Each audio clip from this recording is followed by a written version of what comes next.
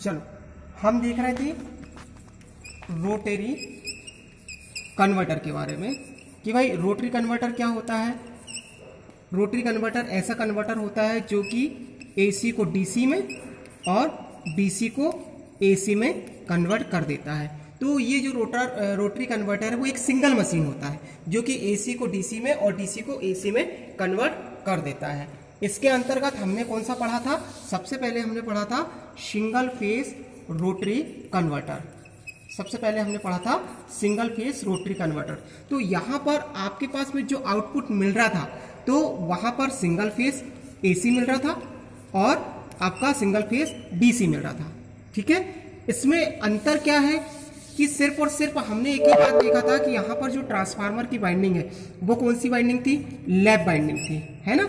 Armature में जो winding थी वो लैप टाइप की वाइंडिंग थी और इसमें हम जो टेपिंग निकाल रहे थे वो 2 टेपिंग निकाल रहे थे। नंबर ऑफ टेपिंग 2 टेपिंग, ठीक है। और कितने डिग्री के डिफरेंट में निकाल रहे थे हम? 180 डिग्री के डिफरेंट में निकाल रहे थे। ये बात कॉमन मतलब कॉन्सेप्ट आपको इस बात का ध्यान रखना है कि यहाँ पर आर्मेचर में लैप बाइंडिंग का प्रयोग किया गया है, 2 टेपिंग निकालना है और दोनों जो टेपिंग है 180 डिग्री के डिफरेंट में निकालना है। अब हम जो कन्वर्टर पढ़ रहे हैं वो 3 फेज रोटरी कन्वर्टर पढ़ रहे हैं, है ना।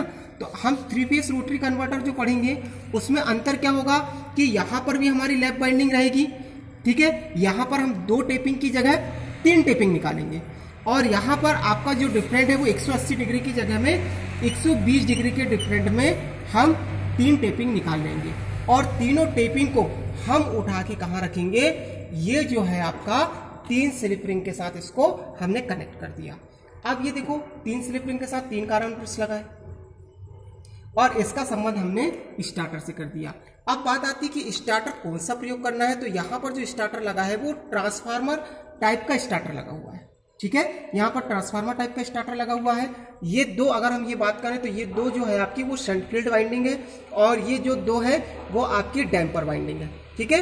ये आपका कम्यूटेटर लगा हुआ है, कम्यूटेटर के साथ में आपका कारण पुरुष लगा है और जिसका संबंध यहाँ पर आउटपुट में हम डीसी प्राप्त कर सकते हैं। या तो यहाँ से आप डीसी ले सकते हैं या तो आप इनपुट कराएंगे तो डीसी इसके अंदर चली जाएगी।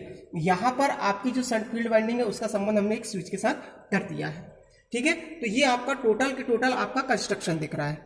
अब अगर हम वर्किंग देखें तो सबसे पहले हमने क्या किया कि अगर हम इसकी वर्किंग देखते हैं तो हमको क्या करना है? सबसे पहले 3 फेज मोटर को स्टार्ट करना है। तो उसके लिए हमको क्या करना है कि यहाँ जो आपका ट्रांसफार्मर स्टार्टर है इसका कम से कम आपको वोल्टेज देना है।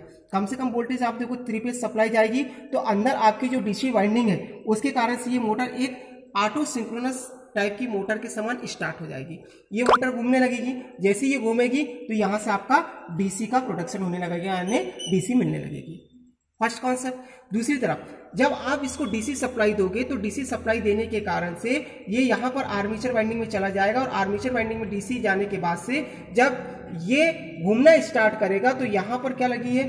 3 स्लिप रिंग लगी है और 3 स्लिप रिंग लगी होने के कारण से यहाँ पर 3 फेज का प्रोडक्शन हो जाएगा और आप आउटपुट में 3 फेज एसी ले सकते हैं। इस प्रकार से ये आपका 3 फेज रोटरी कन्वर्टर हो गया। इसके आगे अगले वीडियो में